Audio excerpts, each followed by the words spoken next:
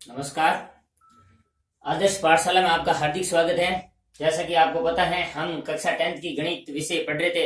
लगातार हम प्रश्नावली प्रथम कर रहे थे, तो हमारे इससे पहले 12 क्वेश्चन हो गए थे, अब 13 क्वेश्चन है।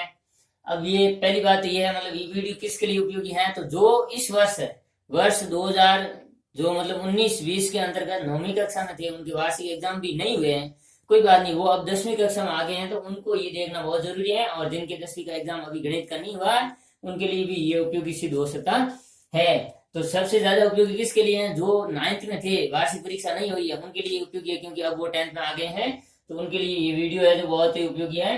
तो आज हम प्रश्न संख्या 13 करने जा रहे हैं। प्रश्न संख्या 13 क्या है, भाग देना है हमें और विधि देखनी हमें। विधि कौन सी है, सूत्र निकीलम विधि से।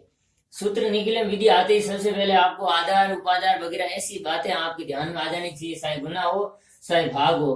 तो देखिएगा, आप जिसका भाग दोगे 889 का यहाँ पे भाग देना है, तो इसका हमें विचलन ज्ञात करना है। विचलन कैसे ज्ञात करेंगे, विचलन हम ज्ञात करते हैं जो संख्या माइनस आधार, ये किसके नजदीक है, 1000 के नजदीक है। तो बराबर हमारे पास कितना आ गए, माइनस में 111 आ गए। ये हमारे क्या आए हैं, विचलन आए 111। अब हमें क्या करना है, वो ऐसे मतलब मन में करना है, ये प्रक्रिया हमें मन में करनी है और ध्यान में रखना। अब इसको हमें 3 खंडों में विभाजित करना है भाग को।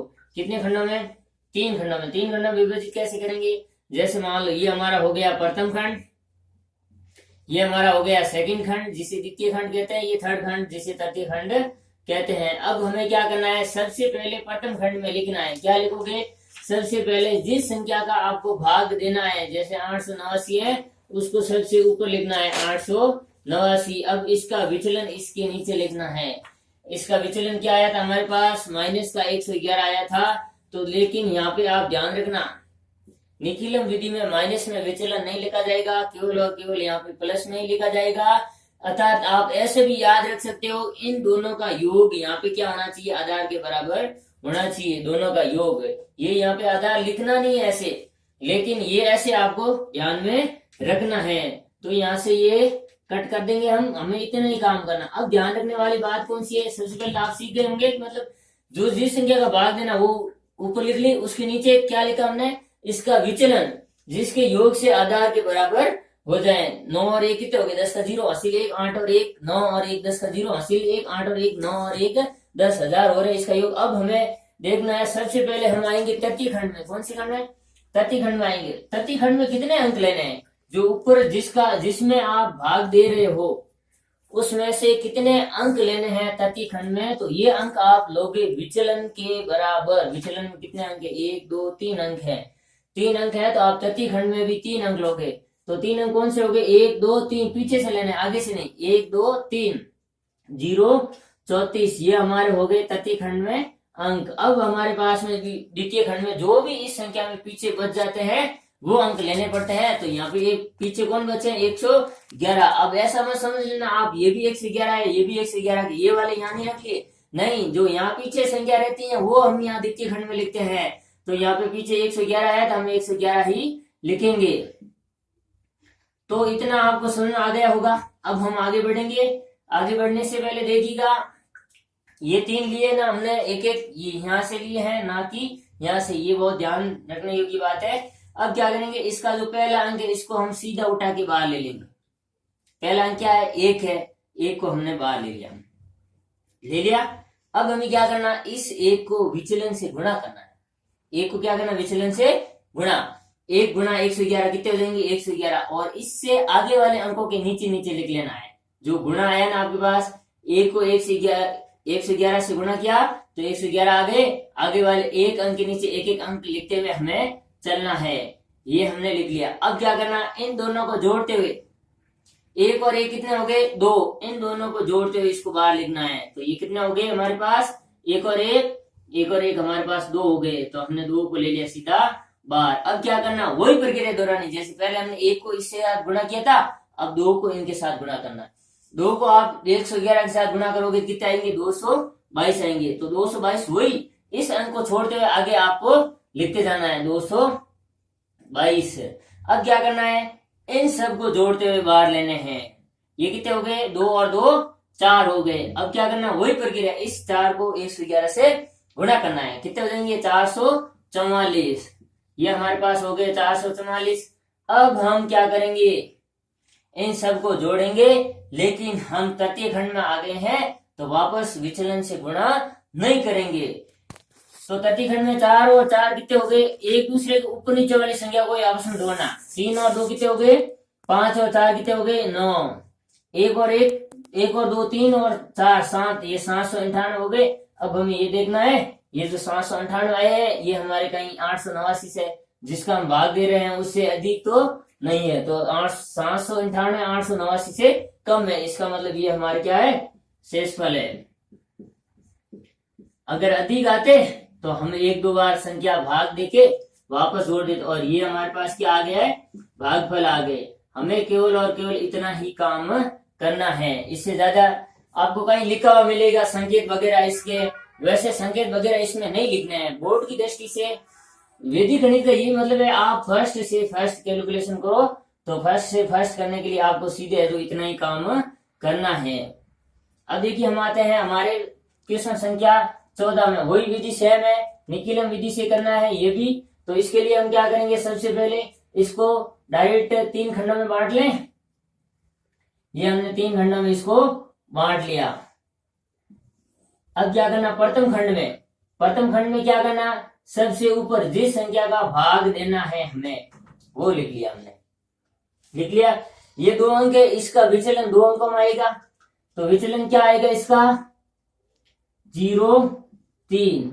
जैसे 97 किसके पास है, 100 के पास है, 100 में से 97 घटाओगे पीछे कितना आएंगे, 3 आएंगे, और इन दोनों का योग भी 100 हो रहा है, इसका मतलब 0 3 हमारे इसके क्या आएंगे, विचलन आएंगे। अब 0 और 3 कितने आएंगे, 2 अंक है, इसका मतलब हमारे जो तृतीय खंड है, तीसरा खंड है, उसमें कितने अंक आएंगे, 2 अंक आएंगे। 2 अंक कौन से, इसके पीछे से लेने हैं, ऊपर वाली संख्या का जिसका हम भाग दे रहे हैं उसके पीछे से हमें 2 अंक लेने हैं। तो 2 अंक कितने हो गए हमारे पास, 94। अब हम पीछे बचे 2 मध्य खंड में लिख लेंगे, ये हमारा मध्य खंड है, ये हमारा प्रथम खंड है, ये हमारा तृतीय खंड है।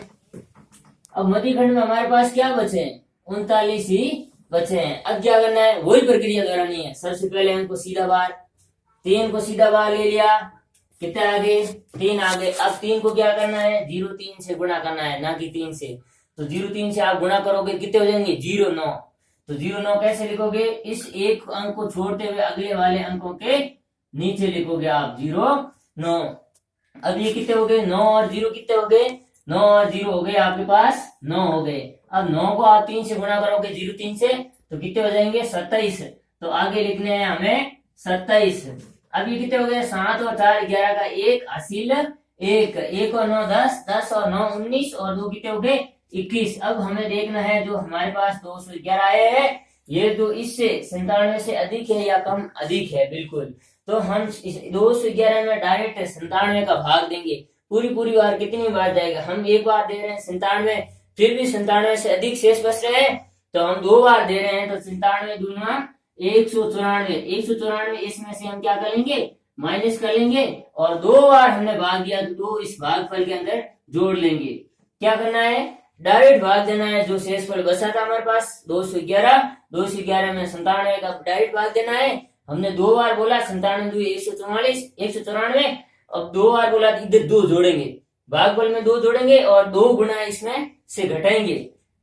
अब देखिए हमारे पास भागफल कितने आ गए, भागफल हमारे पास 39 और 2 कितने हो गए, 41 हमारे पास भागफल आ गए हैं। और शेषफल देखिए आप कि 4 पीछे रहे 7 और पीछे रहा 1, 17 हमारे पास क्या आ गए, शेषफल आ गए। लगता है आपको दोनों क्वेश्चन समझ आ गए होंगे। ये निकिलम विधि से है। अगले हम प्रश्न करेंगे सूत्र परावर्तीय विधि से।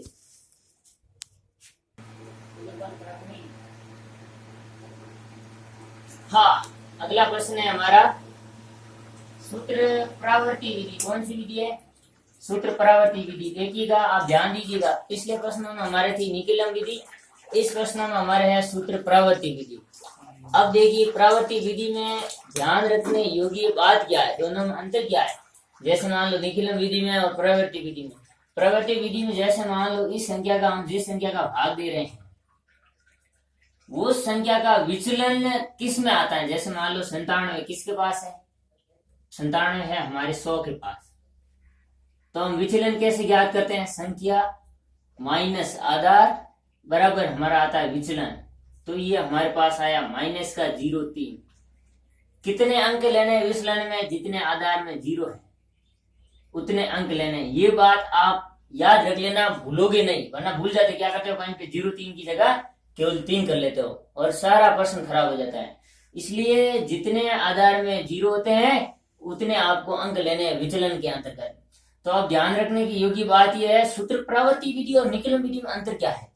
परावर्ती विधि और निकलन विधि में अंतर यही है, इसके जो चिन्ह विचलन आया ना, ये विचलन के चिन्ह क्या हो जाते हैं, चेंज हो जाते हैं आगे लिखने पर। कैसे होंगे एक बार हम करके देखते हैं, इधर देखिएगा। वही इसको भी कितने खंडों में बांटना है, 3 खंडों में बांटना है। तो हमने 3 खंडों में बांट लिया। ये हमारा प्रथम खंड हो गया, ये हमारा सेकंड खंड हो गया और ये हमारा थर्ड खंड हो गया, तीसरा तृतीय खंड।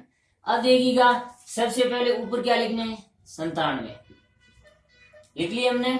97 कहां से है, 97 का भाग देना हमें इसके अंतर्गत। अब देखिएगा हमारे पास विचलन किस में आया है, माइनस में आया है 0.3। तो यहां आते विचलन किस में हो जाएगा, प्लस में हो जाएगा। ये परावर्तित अंक हो जाएगा। इसे क्या कहते हैं, परावर्तित अंक। ये हमारे परावर्तित अंक है। इसके चिन्ह चेंज कर लिया हमने, 0.3 माइनस में थे, प्लस में कर लिए। ये परावर्ती विधि और निकलन विधि में अंतर है। निकलन विधि में तो प्लस में आता है तो प्लस में, माइनस में आता है तो प्लस में, दोनों ही एक ही है। हमेशा उसमें तो माइनस में आते हैं, प्लस में रखना है। लेकिन इसके अंतर्गत देखिए प्लस में भी आएगा विचलन और माइनस में भी आएगा।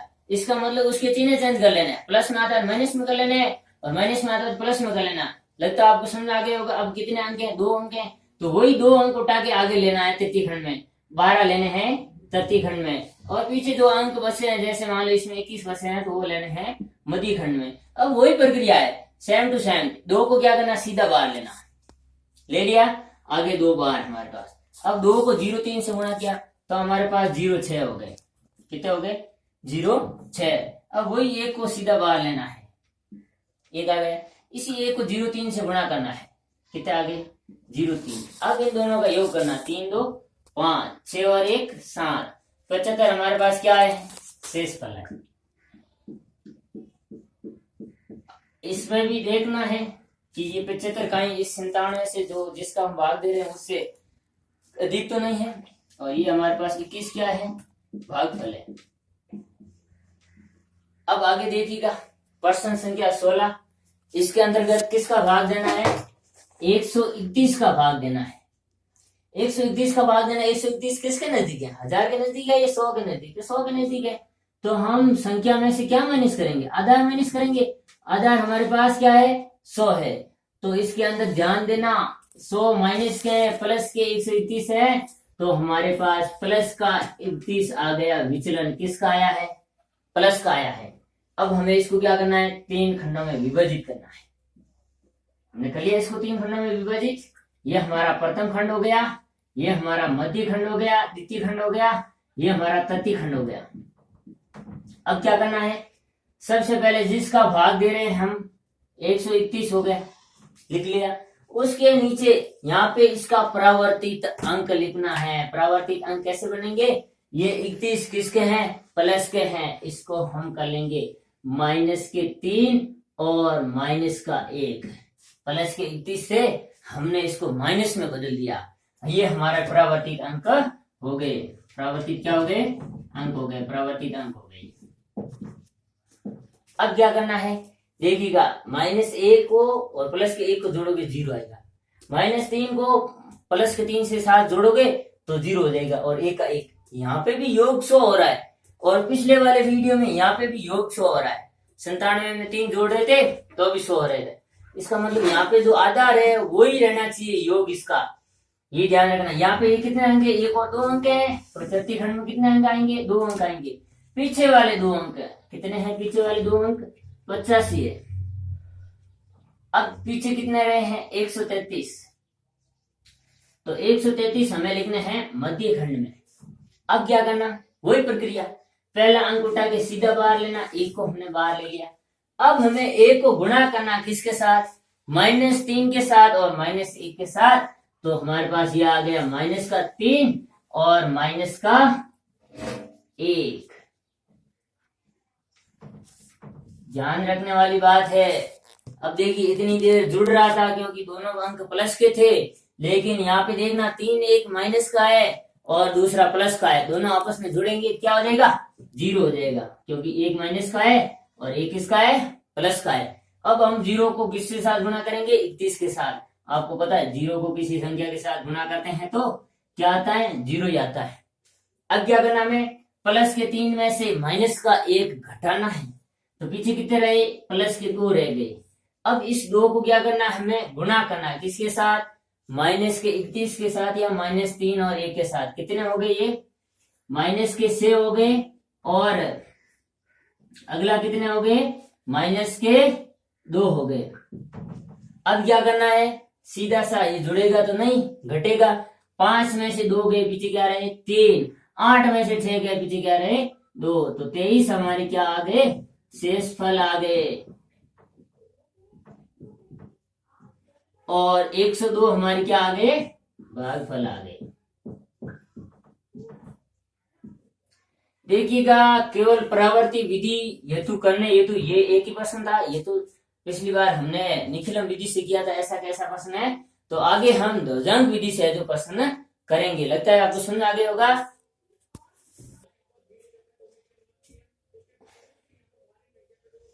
हाँ, अगले प्रश्न हम करेंगे ध्वजांक विधि से। कौन सी विधि, ध्वजांक विधि। इससे पहले हमने निखिलम और सूत्र परावर्ती विधि कर ली थी, अब हमारे पास है ध्वजांक विधि।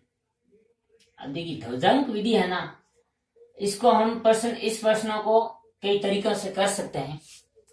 तो सबसे पहले हमें जो सबसे सरल तरीका होता है वो काम में लेना चाहिए। अब सबसे सरल तरीका कैसे, जैसे मान लो आप जिस अंक का भाग दे रहे हो, जैसे यहाँ पे 119 का भाग दे रहे हो, इसको क्या करना है, इसको विनय कुलम विधि के द्वारा इसको परिवर्तित कर देना। जो ये अंक है ना, सारे अंक 5 से छोटे कर लें। जैसे मान लो ये 9 है, इसका पहला अंक आप कर रहे हो ना, इस अंक को 5 से छोटा करना। किससे, इसका जो पहला अंक जो आप ध्वजांक अंक के रूप में लोगे, कैसे करेंगे, इस 9 को घटाओगे 10 में से, किस में से, 10 में से, पीछे क्या रहा 1 और ऊपर लगा लेना है माइनस। क्या लगा लेना, माइनस। जैसे इसने इसको आपने 10 में से घटाया तो अगले अंक पर 1 अधिक लगा लेना है। अगले अंक पर क्या लगा लेना, 1 अधिक, और आगे 1 का 1 हो गया। तो हमारे पास ये कितने बन गए, अभी वास्तव में क्या है 119 है। कैसे है, ये माइनस का है, 120 में से 1 कम मतलब 119 है। हम इन अंकों की सहायता से ये भाग करेंगे। कई लोग हैं जो डायरेक्ट इससे लेके करते हैं, लेकिन उससे है जो हमें वापस पीछे आना पड़ता है। वो कैसे आना पड़ता है, मैं थोड़ा सा एग्जांपल के साथ फर्स्ट चल के आपको बता दूंगा, तो आप इससे पहले समझिए। बिल्कुल सरल है इससे करना। तो इसको भी हमें कितने वर्गों में बांटना है, 3 वर्गों में बांटना है। बांट लिया, इसको हमने 3 वर्गों में बांट लिया। अब क्या करना, सबसे ऊपर लिखना है ध्वजांक अंक। ध्वजांक अंक लिखना है ऊपर, और नीचे लिखना हमें मुख्य अंक। मुख्य अंक। अब देखिए ध्वजांक अंक कौन सा, जिस संख्या का हम भाग दे रहे हैं उसका पहला अंक ले लेना। एक शॉर्टकट, पहला अंक हमारे पास ध्वजांक अंक कौन सा आया है, माइनस का 1, ये माइनस का है, ध्यान रखना। और मुख्य अंक हमारे पास कौन सा है, 12। आगे, अब जितने हमने ध्वजांक लिए हैं, केवल और केवल 1 अंक लिया है, उतने हमें तृतीय खंड में लिखने हैं। यहाँ पे उल्टा है, देखना, वहां पे नीचे वाले अंकों के अनुसार था निखिलम में परावर्तिम, लेकिन यहाँ पे जितने ध्वजांक अंक ले रहे हैं उतने तृतीय खंड में। ध्वजांक अंक हमारे पास केवल 1 है, इसका मतलब तृतीय खंड में 1 ही अंक आएगा। कौन आएगा, वो भी 7 आएगा। बाकी वाले सब मध्य खंड में आएंगे।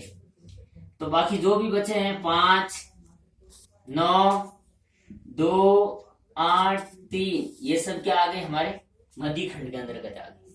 अब हमें क्या करना है वो ध्यान से देखना आप। अब हम एक प्रक्रिया चलाएंगे। कैसे चलेंगे? ये आप मन में भी कर सकते हो, संकेत के रूप में है, ये मन में कर सकते हो। इतनी सारी प्रक्रिया मैं यहाँ लिख के बता रहा हूँ, क्योंकि मैं मन में करूंगा तो आपको वैल्यू ध्यान में नहीं आएगा, समझ में नहीं आएगा। तो आप मन में कर सकते हो। कैसे? इसका एक अंक लेना, पहले से पहला अंक लेना। पहले अंक के अंतर्गत क्या 12 का भाग जाता है? नहीं जाता है। तो हम 2 अंक साथ में लेंगे। 2 अंक हमने साथ में लिए तो हमारे पास 59 हो गए। अब हमें 59 में क्या करना है? 12 का भाग देना है। 59 में क्या करना? 12 का भाग देना, ये 12। अब हमारे पास भागफल कितना है? भागफल 12 चौको 48, 12 पंजे 60, 5 तो ज्यादा हो जाता है। तो हमारे पास भागफल आए हैं 4 और हमारे पास शेषफल कितना है? शेषफल कितना है? 11। शेषफल हमारे पास 11 है। अब हमें क्या करना है? भागफल को लिखना है यहाँ पे, ध्यान से देखना आप। भागफल को लिखना है यहाँ पे, और शेषफल जिन अंकों का आपने भाग दे दिया उन अगले 2 अंकों के बीच में लिखना है। यहाँ पे 2 है तो 9 तक तो हमने भाग दे दिया, 9 और 2 के बीच में हमें क्या कर लेना है? ये शेषफल लिख लेना है। इसके अनुसार हमारा क्या बन गया? नया भाजी बन गया। नया भाजी क्या बन के आया हमारे पास? जैसे हम सामान्य भाग में करते ना वैसे।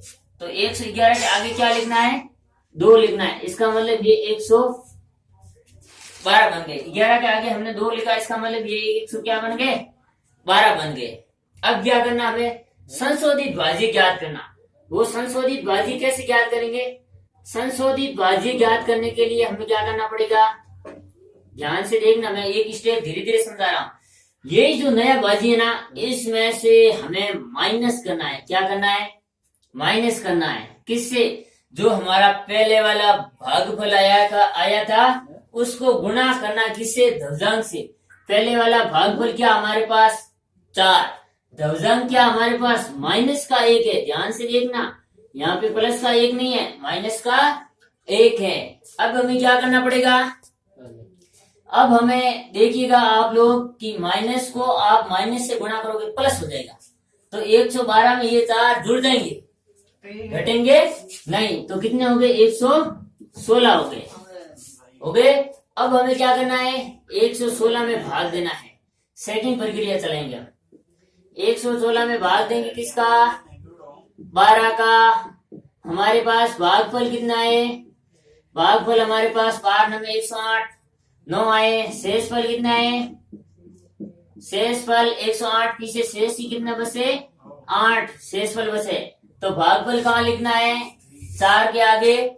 शेषफल कहाँ लिखना है? दोनों अंकों के बीच में, 2 और 8 के बीच में, जिसका भाग देना।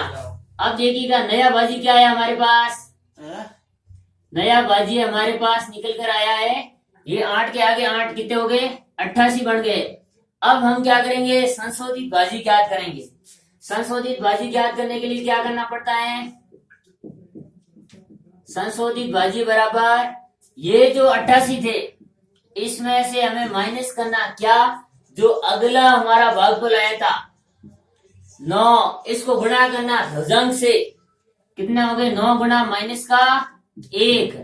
ये अब माइनस का 1 9 से गुणा होगा, माइनस के 9 बनेंगे। माइनस 9 को आप माइनस से गुणा करोगे तो प्लस हो जाएगा।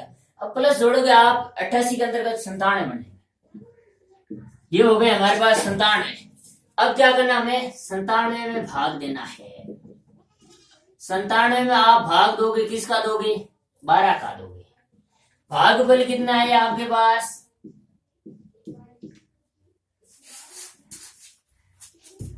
हाँ, 97 में भाग देना है 12 का। तो 12 8 96, कितनी बार गया? 8 बार। और शेष कितने बचे हमारे पास? शेषफल केवल 1 ही बचा है।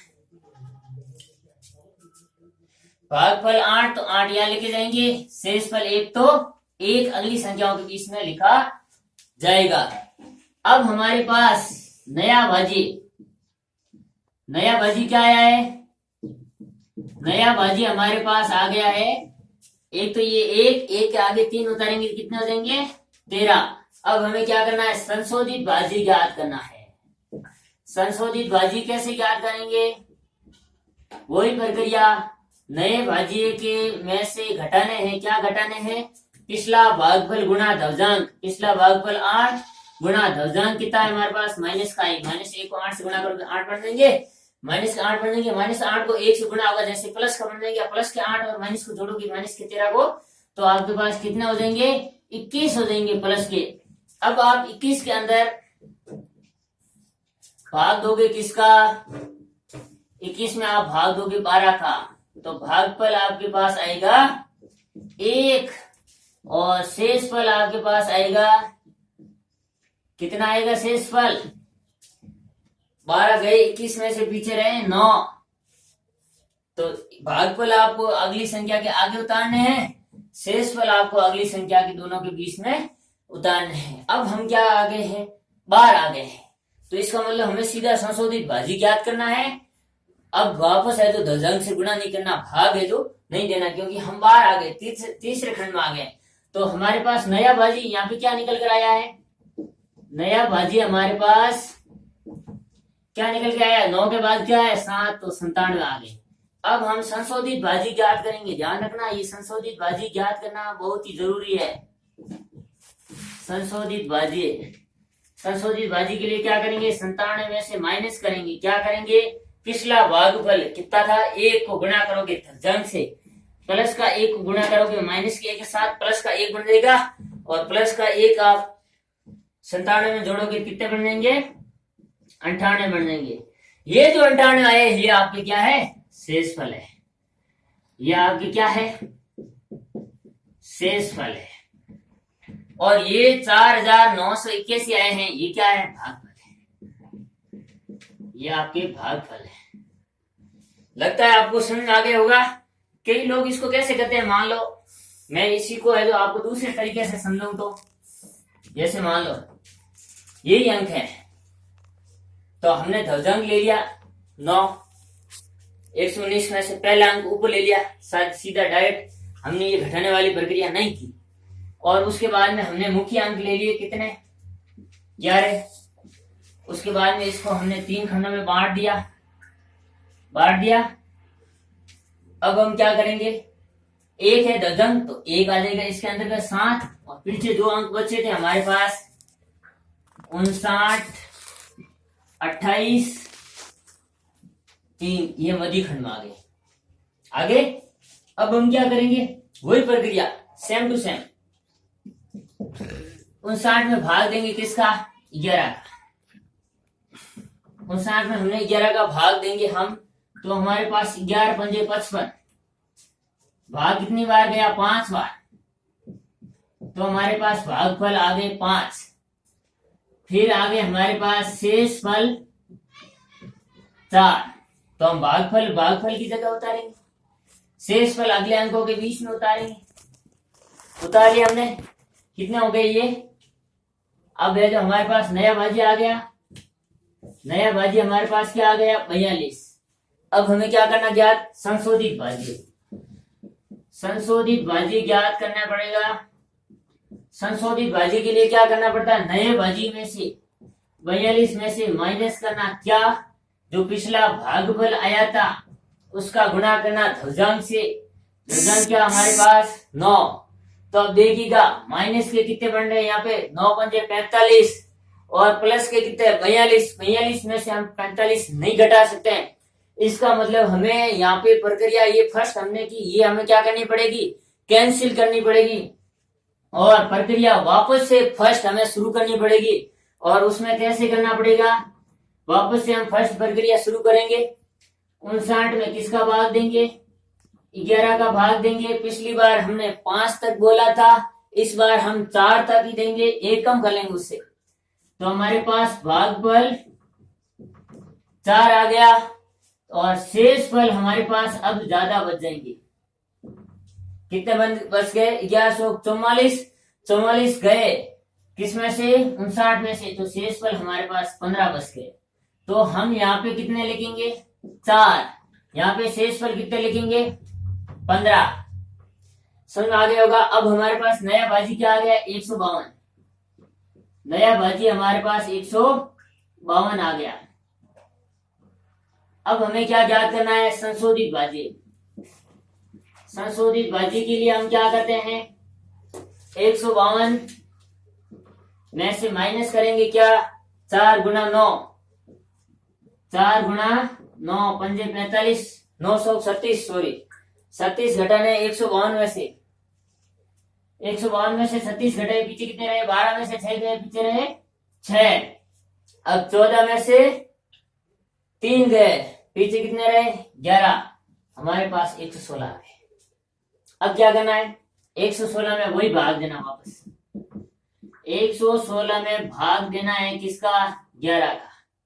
अब देखिए 11 में 99, 11 110, 10 से ही ऊपर जा रहा है ना, तो हम यहाँ पे वापस प्रक्रिया हमें कैंसिल करनी पड़ सकती है, इसलिए हम इसको भाग 9 तक ही देंगे। कितने तक देंगे, 9 तक। तो हमारे पास भागफल आ गए 9 और शेषफल हमारे पास आ गए 17 आ गए।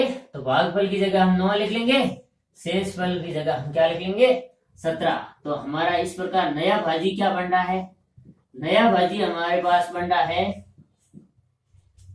178। 178 में से क्या घटाना है, 9 गुना 9 81 घटाना है। संशोधित भाजी हमारे, संशोधित भाजी बराबर 178 माइनस 81, 178 माइनस 81, 21 कहां से आया पता है आपको, 9 को 9 से गुणा किया पिछले भागफल से, तो पीछे कितने रहे 7, और 17 में से 8 गए पीछे कितने रहे 9, 97। अब क्या करना, वही प्रक्रिया, वापस 97 में किसका भाग देना है, 97 में 11 का भाग देना है। कितनी बार देंगे हम, 8 बार देंगे, 11 8 88। तो हमारे भागफल कितना आया, भागफल हमारे पास 8 आया, और शेषफल हमारे पास क्या आया है, 9 आया। तो भागफल की जगह भागफल लिखेंगे, शेषफल की जगह शेषफल लिखेंगे। अब हमारे पास नया भाजी क्या आ गया, नया भाजी हमारे पास 93 आ गया, नया भाजी हमारे पास 93 आ गया। अब संशोधित भाजी ज्ञात करना है, संशोधित भाजी बराबर क्या होता है, नया भाजी जो कि 93 दिया हुआ है उसमें से माइनस करना है, क्या माइनस करना है, पिछला भागफल गुणा ध्वजांक, 8 9 72 हो गए, ये 72 गए, इसमें से पीछे कितने रहे 21। अब 21 में भाग देना है, प्रक्रिया फोर्थ आ गई हमारे पास, 21 में भाग देना किसका, वही 11 का भाग देना है। भागफल कितना आया हमारे पास, 1 आया, और शेषफल हमारे पास कितना आया, शेषफल हमारे पास 10 आया। तो भागफल 1 और शेषफल हमारे पास कितना है, 10 है।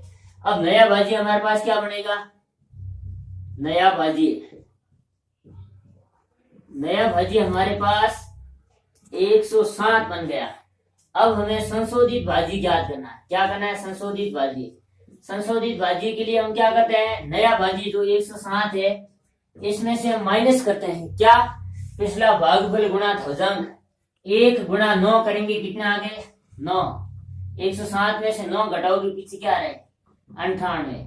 इस 98 में भाग देना नहीं है क्योंकि हम कहाँ आ गए, बाहर आ गए, तृतीय खंड आ गए। तो ये 98 हमारे पास क्या है, शेषफल है। 98 क्या है हमारे पास, शेषफल। और 4981 ये क्या है हमारे पास, भागफल है, ये भागफल। तो आप ध्यान से देखना, इसमें भी 4981, इसमें भी 4981, शेषफल 98, इसमें भी 98। ये विधि कौन सी है, हमने अंक को छोटा करके लिखा, और ये सबसे विधि सरल है क्योंकि इसमें बैक जाना नहीं पड़ता है, इसमें हमारी प्रक्रियाएं ये कैंसिल हो जाती है। इसका मतलब ध्वजांक को हमें क्या करना, छोटा करके लिखना है। अब हम क्वेश्चन नंबर 18वां समझेंगे।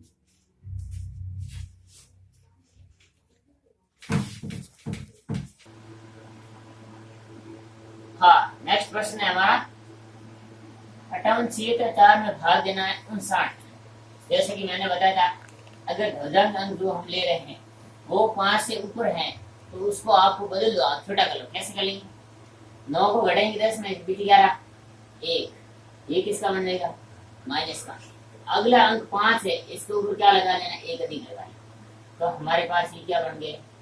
माइनस का 1 और प्लस का 6। वास्तव में ये 60 में से 1 कम है।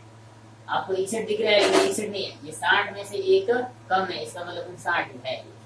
अब क्या करना है? भुजंग के रूप में हम लेंगे -1 को, और मुख्य अंक हमारे पास रह गया 6। ये हमारा हो गया मुख्य अंक,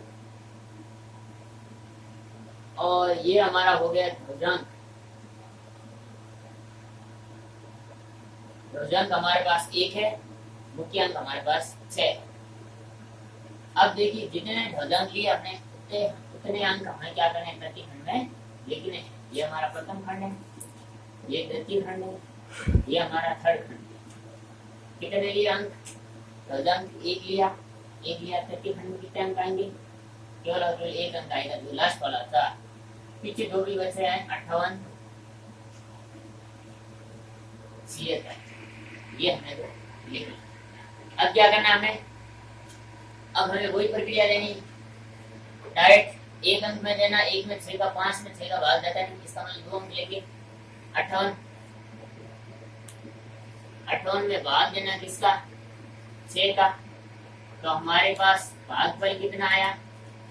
भागफल 9 बार गया, 9 से 54, 9 बार गया भागफल। और शेष फल कितना आया हमारे पास? शेष रह गए 4 है। शेष फल आगे लिखने हैं, दोनों के बीच में भागफल यहाँ पे लिखना। अब हमारे पास नया भाजी क्या आ गया? नया भाजी हमारे पास आ गया है 47 आ गया। अब हमें क्या करना है? संशोधित भाजी क्या? संशोधित भाजी हम कैसे ज्ञात करते हैं? आपको पता ही है, जो नया भाजी आया है 47, इसमें से हम माइनस करते हैं। क्या करते हैं? माइनस। तो जो पिछला भागफल आएगा उसको ध्रुवंक से गुणा करते हैं। पिछला भागफल क्या था? 1, इसको गुणा करना किससे? -1 से। पिछला भागफल हमारे पास 9 आया था, इसको गुणा करना है -1 से। -1 से गुणा किया तो ये माइनस के 9 बन गए। कोष्टक के अंदर माइनस के 9 है, बाहर एक माइनस है। माइनस को माइनस से गुणा करोगे प्लस हो जाएगा। जैसे ही 97 में आप 9 जोड़ने पड़ जाएंगे, कितने हो जाएंगे आपके पास? 56 हो गए। तो सेकंड लाइन में आप 56 में भाग दोगे संशोधित भाजी में, किसका? 6 का। कितनी बार जाएगा? 9 बार जाएगा। भागफल 9 बार। इस बार शेष कितने रहे? शेष इस बार 2 रहे। तो भागफल की जगह भागफल, शेष फल की जगह शेष फल। अब आपके पास आपको क्या लिखना है? नया भाजी लिखना है। नया भाजी आपके पास कितना हो गए? 26 हो गए। नया भाजी आपके पास 26 हो गए हैं। अब क्या करना है? 26। अब हमें संशोधित भाजी ज्ञात करना है। संशोधित भाजी कैसे ज्ञात करेंगे? संशोधित भाजी ज्ञात करने के लिए नए भाजी में से माइनस करेंगे, 26 में से माइनस करेंगे। क्या करेंगे? जो पिछला भागफल आया था 9, उसको गुणा करना ध्रुवंक से। 9 किसके थे हमारे पास? प्लस के। ध्रुवंक किसका है? माइनस का 1। माइनस के 1 को 9 से गुणा करोगे, क्या बन जाएगा? माइनस का 9। जैसे माइनस के 9 से माइनस से गुणा करोगे, कितना किसका हो जाएगा? प्लस का 9। प्लस के 9 जोड़ोगे 26 के अंदर, आपके पास प्लस के 35 आ जाएंगे। आप प्लस के 35 के अंतर्गत किसका भाग दोगे? 6 का भाग दोगे। किसका? 6 का। तो आपके पास 6 पंजे 30। भागफल कितनी बार आया? 5 बार। शेष फल आपके पास कितने आ गए? 5। अब आप क्या करोगे? भागफल की जगह भागफल लिखोगे, शेष फल की जगह अगले अंकों के बीच में शेष फल लिखना है। अब आपके पास नया भाजी क्या आ गया? नया भाजी आपके पास आ गया है 54। 5 और 4। अब आप संशोधित भाजी ज्ञात करोगे। संशोधित भाजी आप कैसे ज्ञात करोगे? 54 में से माइनस करोगे पिछला भागफल गुणा ध्रुवंक। पिछला भागफल 5 गुणा ध्वजांक आपके पास -1। जैसे ही आप -1 को 5 से गुणा करोगे -5 बन जाएंगे, -5 को माइनस से गुणा करोगे +5 बन जाएंगे, +5 54 में जोड़ोगे तो आपके पास संशोधित भाजी निकलकर 59 आ जाएगा। 59 है तो आपके पास क्या आ गया। अब आप बार आगे आपको भाग देने की आवश्यकता नहीं है। अब आपके पास 59 आ गए तो 59 आपके पास क्या आ गए शेषफल। अब देखिएगा यहाँ पे देखिए जिसका आप भाग दे रहे हो 59 का 59 शेषफल आ गए तो ये भी मान्य है। अगर आप इसमें 59 का एक बार भाग और देके इस तरफ एक ऐड कर लोगे तो भी मान्य है। ये ध्यान रखना। आप ऐसे नहीं आप कैलकुलेटर से करो, ये मतलब आप दूसरी विधि से करोगे शेषफल यही आने। ध्वजांक विधि से करोगे दूसरे तरीके से करोगे ना तो शेषफल यही आने है, लेकिन भागफल यही आना है। लेकिन क्या है कैलकुलेटर से आप करोगे तो यहाँ पे आपको 996 देखने को मिलेंगे और यहाँ पे आपको 0 शेषफल देखने को मिलेगा। तो ऐसे आपके राइट है। अब अगला प्रश्न देखिएगा। अगले प्रश्न में देखना आप ध्यान से, तीनों अंक जो हम ध्वजांक ले रहे हैं फर्स्ट अंक वो क्या है 9 से कम है तो हमें इसको माइनस में बदलने की आवश्यकता नहीं है। तो सबसे ऊपर हम क्या लिखेंगे ध्वजांक लिखेंगे। ध्वजांक हमारा क्या है, ध्वजांक हमारा 1 है। उसके नीचे हम क्या लिखेंगे मुख्य अंक। मुख्य अंक क्या है हमारे पास, मुख्य अंक हमारे पास 15 है। कितने हैं 15। अब क्या करना ध्वजांक कितने लिए हमने केवल एक अंक में लिया है तो इसका लास्ट वाला एक अंक प्रतिखंड में लिखना है 8। बाकी जितने बचे हैं 9235 वो सब क्या करने हैं इस मध्य खंड में लिखने हैं। इसलिए अब वही प्रक्रिया हमें दोहरानी है। कौन सी प्रक्रिया, सबसे पहले तो क्या करना है 9 में 15 का भाग देना नहीं जाता है तो हमें 92 लेना है। 92 में आप भाग दोगे किसका 15 का। कितनी बार जाएगा 6 बार। 6 बार कितने हो गए भागफल आपके पास 6 आ गया और शेषफल कितने हो गए 90 भागफल 6 और शेषफल आपके पास कितने आ गए, शेषफल आपके पास 2 आ गए। आगे भागफल की जगह भागफल, शेषफल की जगह शेषफल। नया भाजी आपके पास क्या बन गया, नया भाजी आपके पास बन गया 23। अब आपको संशोधित भाजी ज्ञात करना है। संशोधित भाजी कैसे ज्ञात करोगे, जो नया भाजी आया है 23 इसमें से माइनस करना है। क्या माइनस करोगे, पिछला भागफल गुणा ध्वजांक। पिछला भागफल कितना है 6, ध्वजांक कितना है प्लस का 1 है। इस बार प्लस का 1 है माइनस का 1 नहीं, ध्यान रखना। प्लस के 1 से गुणा करोगे 6 एकम 6 हो गया। अब 23 में से 6 गए पीछे कितने रहे, पीछे रह गया आपके पास 17। 17 में किसका भाग देना 15 का। भागफल आपके पास आ गया 1 और शेषफल आपके पास आ गए 2। भागफल की जगह भागफल लिखना है और शेषफल की जगह शेषफल लिखना है। अब आप क्या करोगे, नया भाजी आपके पास क्या बन रहा है 15 बन रहे। अब आप क्या ज्ञात करोगे संशोधित भाजी।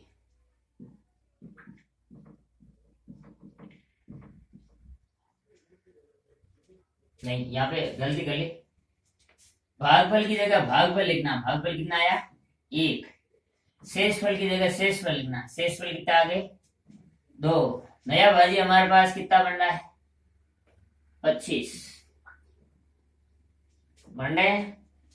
अब 25 नया भाजी, अब संशोधित भाजी कैसे याद करते हैं, नया भाजी जो 25 है इसमें से माइनस करते हैं पिछला भागफल इंटू ध्वजांक।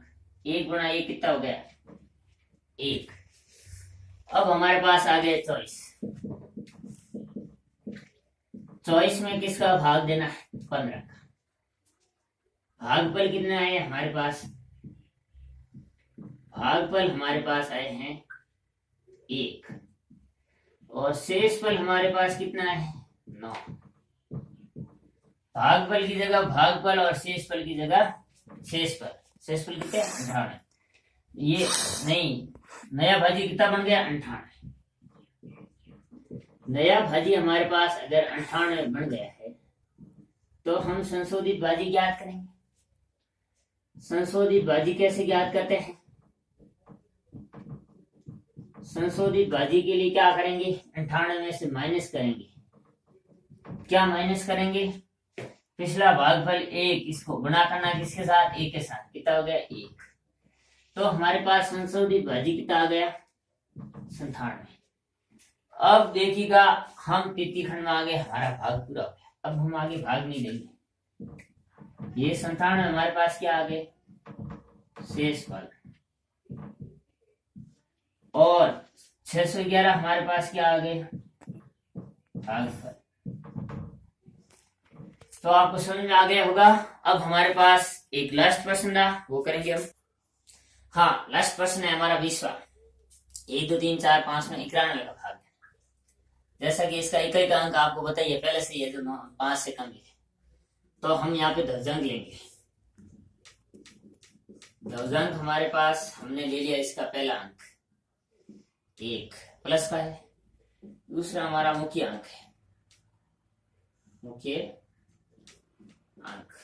अंक हमारे पास क्या है 9। ध्वजांक 1 अंक लिया तो तीसरे खंड में भी 1 ही अंक आएगा। बाकी वाले सब मध्य खंड में आ जाएंगे। 12 34 आ गया। अब हम वही विधि स्टार्ट करेंगे लिखना।